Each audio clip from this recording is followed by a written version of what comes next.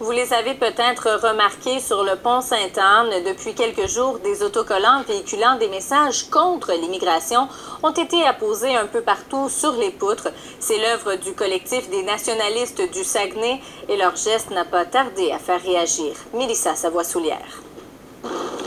Immigration 2014, objectif zéro.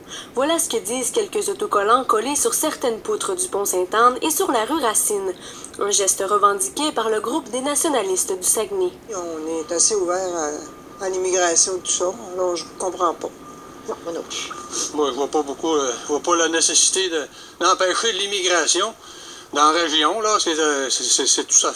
C'est de ne pas avoir une ouverture d'esprit, tout simplement. Moi, je trouve qu'on en a besoin, puis tout le monde y trouve son compte. Là. Je vois pas pourquoi là, que les gens voudraient pas améliorer le sort en venant ici. Ce n'est pas le premier incident du genre à se produire à Saguenay.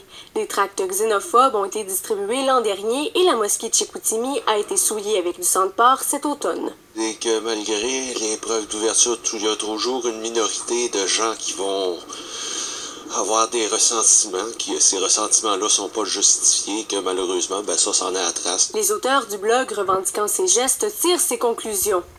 D'un côté, nous avons une solution, lire un problème relativement coûteuse, temporaire et sans issue, l'immigration.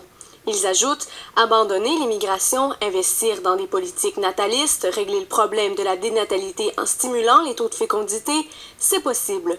Selon ce chercheur, dans cette affaire, les groupes xénophobes ont raffiné leur argumentation. Ce ne sont pas des néophytes, ce ne sont pas des gens qui ne réfléchissent pas, ce sont des gens qui vont chercher des arguments scientifiques pour défendre leur thèse. Selon le chercheur, il faut maintenant se pencher sur la situation de l'immigration et prouver qu'elle apporte beaucoup à la société québécoise. Il rappelle d'être prudent, de tels gestes sont toujours des cas isolés. Mélissa Savoie-Soulière, Radio-Canada, Saguenay.